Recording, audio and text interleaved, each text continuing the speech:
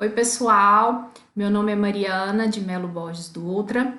Eu sou dentista, sou especialista em ortodontia. Já tem 10 anos que eu sou formada e estou aqui hoje para passar para vocês um pouquinho sobre a higiene bucal da gestante, né? E do bebê. Meu Instagram é doutora Mariana Dutra. Se vocês tiverem alguma dúvida, podem acessar lá, que lá tem uma série de informações sobre gestantes, bebês e outras áreas da odontologia. Meu telefone está aqui abaixo. Vocês, qualquer dúvida, pode mandar mensagem para mim, que eu esclareço. Se identifiquem como sendo do curso, né, de gestante, e podem perguntar qualquer dúvida que vocês tiverem ao longo do que eu vou falar aqui hoje, tá bom? Sobre a saúde bucal da gestante. Na gravidez, aumenta a chance das gestantes terem gengivite e periodontite. O que é gengivite e periodontite? É quando a gengiva fica vermelha, sangrando, ela incha. Por que isso acontece? Por causa de todos os hormônios que circulam no nosso corpo, né, durante essa fase da gestação. E o que acontece com isso? Isso aumenta a carga de bactérias que a gente tem na boca, né? E essa carga de bactérias cai na nossa corrente sanguínea. E o que pode acontecer? Pode aumentar, se isso acontecer, a gengivite ou a periodontite, a chance da gestante ter um parto prematuro. Outra coisa que acontece também na gestante é o granuloma piogênico. A gente pode ver nessa foto aqui mais abaixo, esse aumento.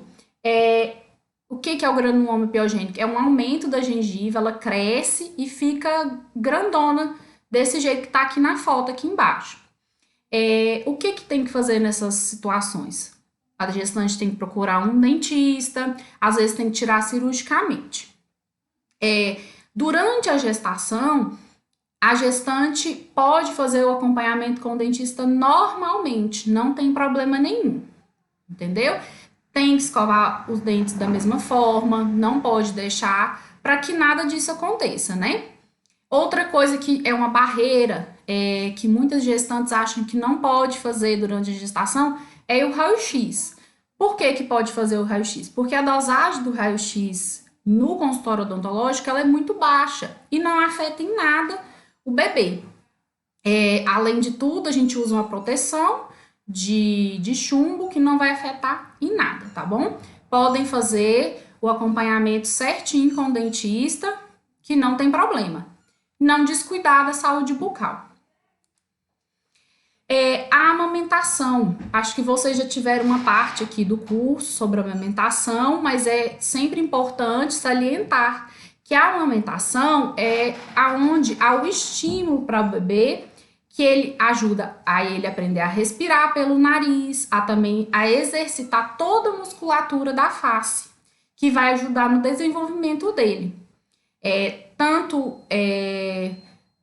na pega, né, para ele amamentar, mas também para ele desenvolver toda a arcada dentária dele, a forma de mastigar e tudo mais.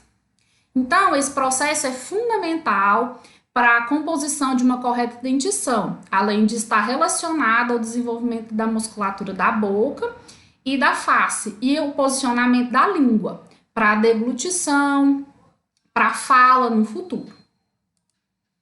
Agora, um pouquinho sobre a saúde bucal do bebê. O que pode acontecer quando o bebê nasce? Às vezes, é raro, mas pode acontecer, o bebê pode nascer com um dentinho. A gente chama ele de dente natal. Ou, após uns dias depois que ele nasceu, pode nascer esse dentinho. A gente chama de dente neonatal.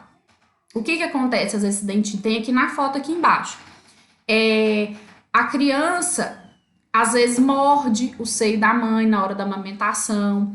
E o que é bom? Se acontecer isso, levar no dentista para checar se esse dente já é um dente da dentição de leite dele ou não. Às vezes pode ser um dente extra, que às vezes, então, a gente vai ter que fazer tirar esse dentinho para que no futuro, lá para os 6, 7, 8 meses, nasça o dente de leite dele normal.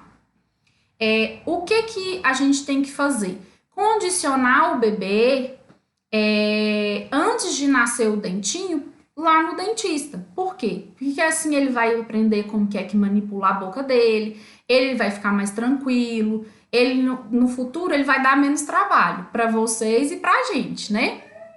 E outra coisa, antes de nascer os dentes, não precisa limpar a boca do neném. Não precisa. Antes, há um tempo atrás, a gente achava que sim, que precisava, mas hoje a gente fala que não precisa, tá bom? Aqui, essa nenenzinha é a Marcela, a mamãe dela é a Raquel. Ela tá usando aqui essa dedeira que a gente pode ver aqui do lado, sem pasta de dente. Essa dedeira é bom só pra gente acariciar a gengiva do bebê, às vezes coçar ela, mas para limpar o dentinho, ela não serve. Aqui, vou mostrar o vídeo aqui, ela tá meio que brincando com ela para ajudar a condicionar esse bebê a deixar a gente manipular a boquinha dele. Aí para vocês verem, olha lá, ó, ela coça a gengivinha, mas para ela condicionar mais na frente, a gente poder usar a escova de dente e a pasta de dente.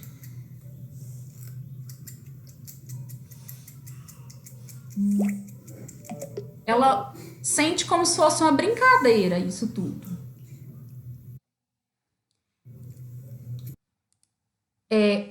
E quando nasce o dentinho, qual que é a quantidade de pasta de dente que a gente vai usar nesse bebê?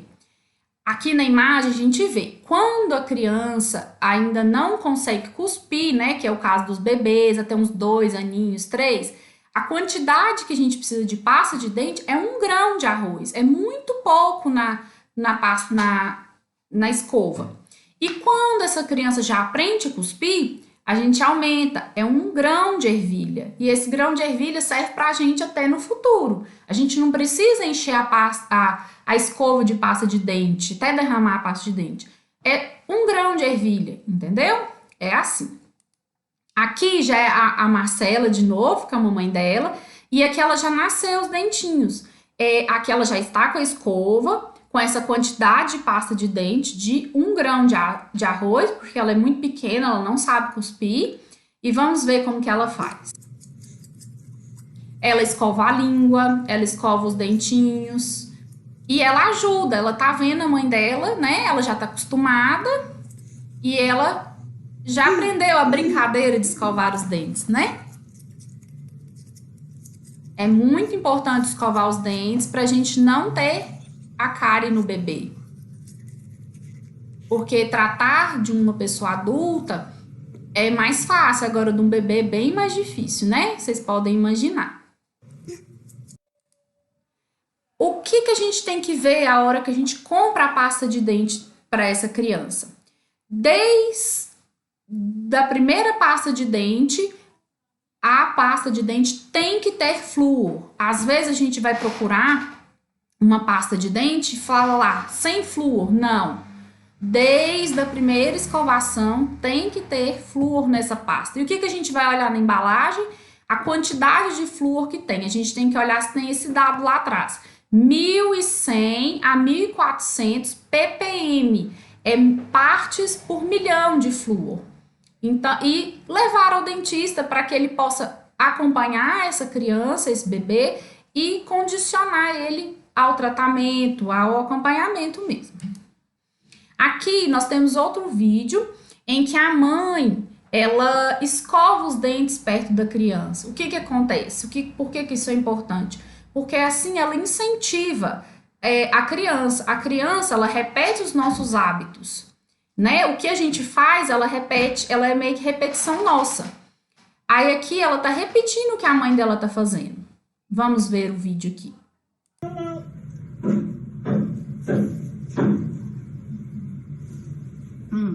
Ela acha interessante, né, a mãe escovando. O tanto que é importante a gente repetir e frisar isso para a criança. Escova, Tetê.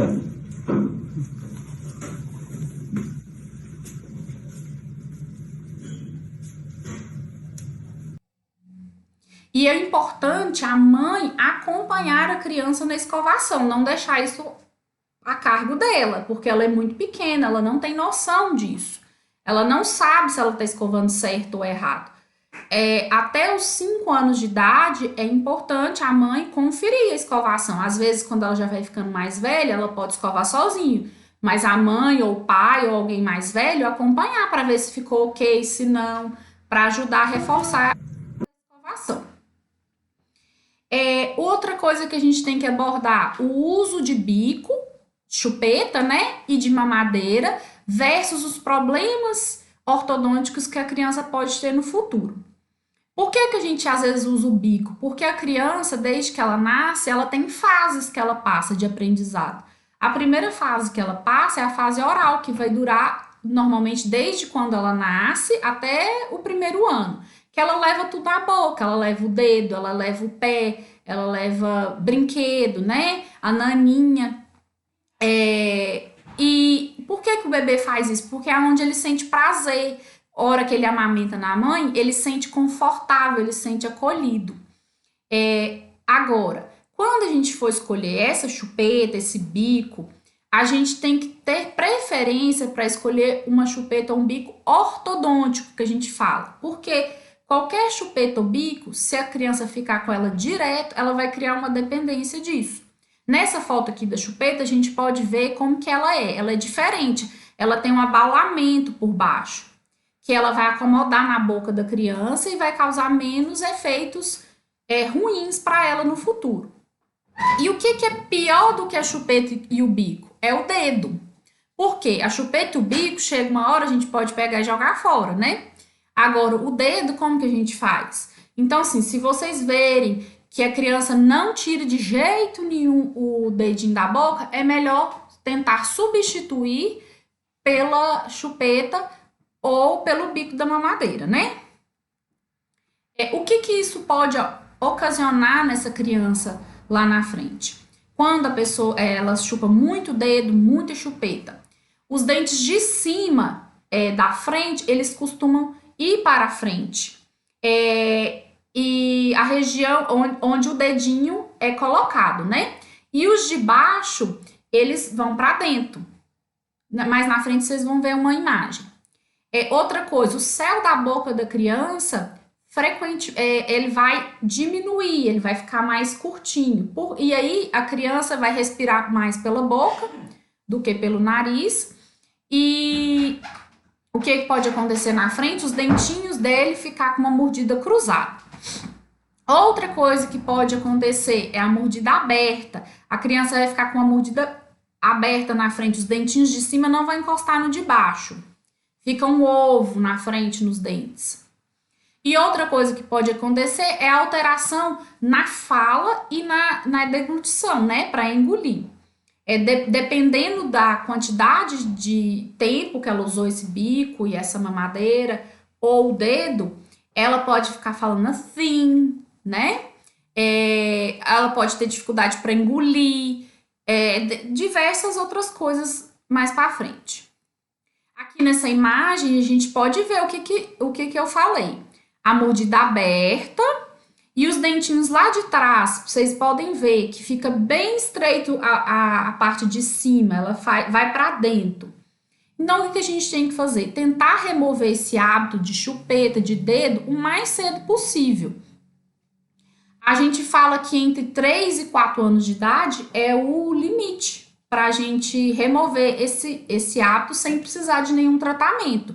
Se a gente conseguir remover, a gente pode, às vezes, nem precisar de um tratamento ortodôntico mais para frente. Na primeira imagem, a gente vê uma criança com dentes de leite, já com alguns dentes permanentes, com essa alteração. Na segunda imagem, a gente vê já adulto, já com todos os dentes permanentes.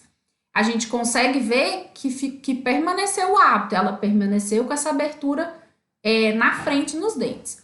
E como que a gente faz isso? A gente fala para a criança, dá sempre estímulos positivos a ela. A gente elogia quando ela tá sem o bico, sem o dedo. Nossa, como você tá bonito, muito bem, você é uma criança esperta e tal.